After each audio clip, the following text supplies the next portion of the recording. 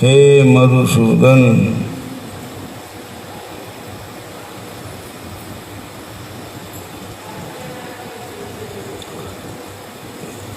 श्रावण शुक्ल एकादशी का नाम क्या है? कृपा करके हमें बतलाइए। तब भगवान ने कहा, हे राजन, श्रावण शुक्ल एकादशी का नाम है पवित्रा एकादशी। अब मैं तुम्हें इस एकादशी की महिमा का वर्णन सुनाता हूँ। ध्यान देकर सुनो।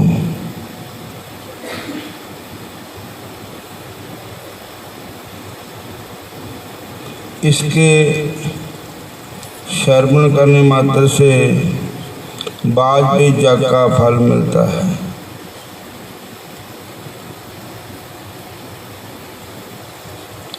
प्राचीन काल में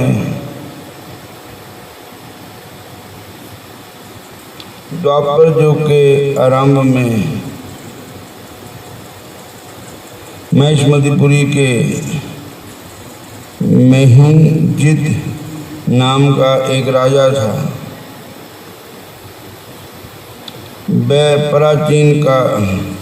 वह पुत्रहीन था। राजा था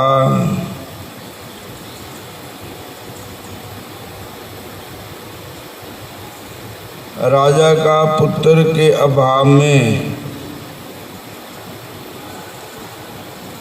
सर्व काम में बिल्कुल मन नहीं लगता। पुत्रहीन व्यक्ति इस लोक में परलोक में कहीं नहीं सुख पाता। हरे कृष्णा हरे राम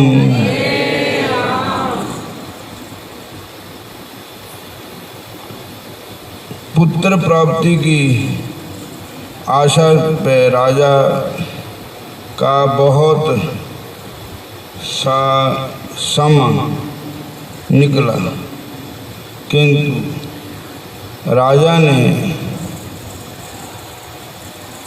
राजा के भाग्य में पुत्र नहीं था, सो नहीं हुआ। एक दिन राजा ने अपने प्रियजनों को अपने राजसभा में बुलाकर कहा, हे प्रजाजनों, मैंने इस जन्म में जैसा भी कोई गलत काम नहीं किया, पाप कर्म नहीं किया।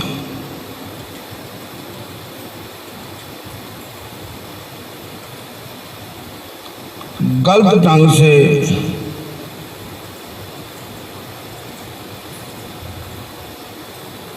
उपार्जित से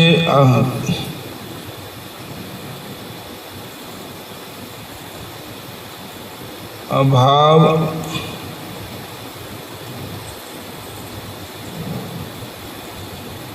कोई नहीं पा रहा। देवताओं और ब्राह्मणों की संपत्ति को भी और अपहरण करके नहीं लिया।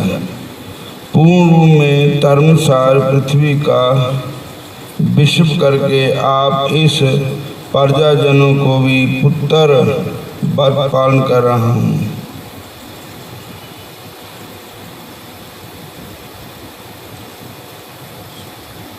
अपराधी के लिए जो दंड मिलता है वही दंड अपराध के अनुसार अपने भाई बंधु परिवार को भी दिया है। शत्रुओं में भी यदि कोई शत्रुता है तो उनका इसके समादर करने में कभी संकोच नहीं किया है।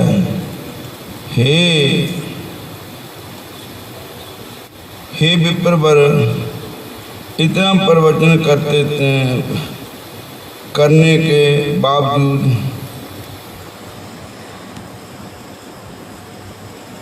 इतना धर्माचरण करने पर बावजूद कौन के पाप के फल से मुझे पुत्र नहीं है,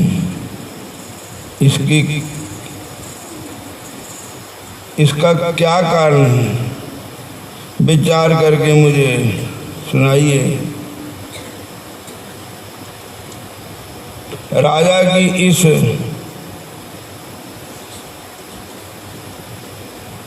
राजा जी इस प्रकार करुणा प्रार्थना को सुनकर पुरोहित ब्राह्मण समाज बड़ा ही दुखी हुआ और विचार विमर्श करते हुए निश्चय किया कि राजा के हित के लिए किसी संगम वन में जाकर जिन्हीं त्रिकालदर्शी ऋषि के खोज करेंगे।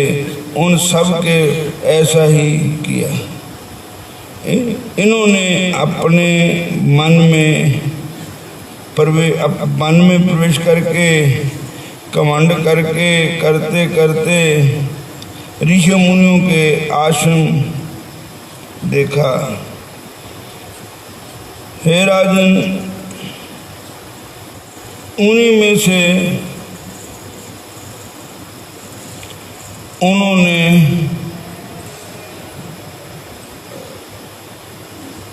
विरागन शरीर जितेंद्रिय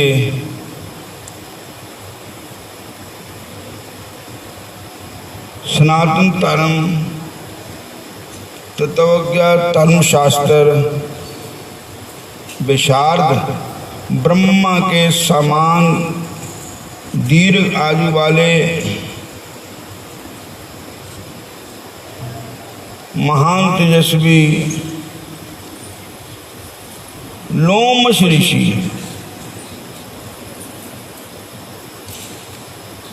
का दर्शन पाया। ब्रह्मा जी का एवं कल्पांत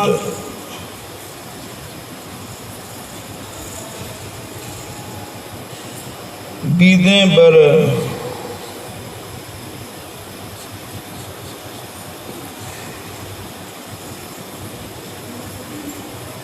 नाम लोमश पड़ा। एक लोम गिरता था इसलिए उसका नाम लोमश ऋषि पड़ा। सभी ब्रह्मांडों में प्रजाजनों में लोमश जी को प्रणाम करके विनम्र होकर कहा कि हे मुनिवर, हम अपने बड़े भाग्य के फल से आप जैसे महापुरुषों का दर्शन करने का सौभाग्य प्राप्त हुआ।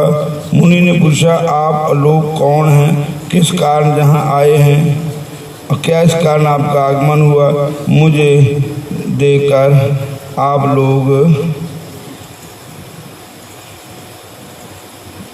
आप लोग इतनी स्तुति क्यों कर रहे हो?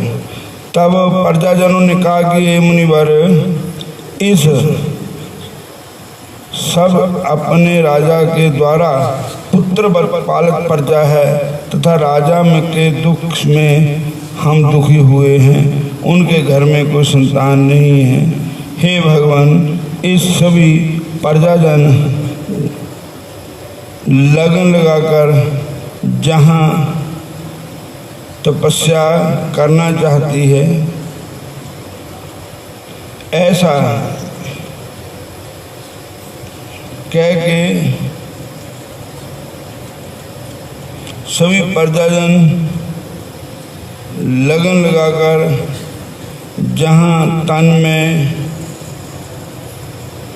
तपस्या करना चाहती है, तपस्या के भाग्य के ही हमें आप जैसे महापुरुषों का दर्शन हुआ है। महापुरुषों के दर्शन से ही मनुष्य को हर वर्ष में हर कार्य में निश्चित ही कल्याण मिलता है। हे मुनिवर, आप इससे ऐसा कोई उपदेश जिससे कि हमारे राजा को पुत्र लाभ प्राप्त हो सके। तब पुत्र लाभ प्राप्त कर सकें, सब राज भगत प्रजाजनों को इस प्रकार की प्रार्थना सुनकर मुनि वर कुछ समय के लिए ध्यान मग्न हो गए। फिर राजा के पूर्व जन्मों के कर्मों का विचार करके बोले, पूर्व जन्म में जय राजा दरिद्र बैष्ठा तथा वह एक दुष्कर्म का कर चुका था। वह गांव गांव में भ्रमण करते हुए व्यापार करता था।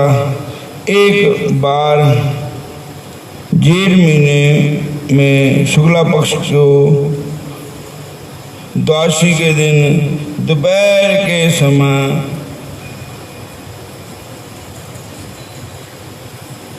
प्यास के व्याकुलता देखकर एक सुंदर सरोवर देखकर पानी पीने को राजा उसी समय बछड़े के पास बछड़े के साथ एक गौ माता आई। वहाँ पर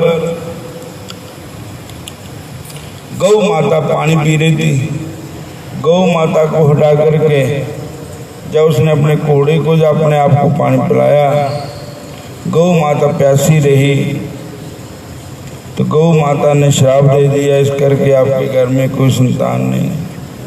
तब उन्होंने कहा कि आप एकादशी का व्रत करो और गौ माता की सेवा करो और जिस तरह दादू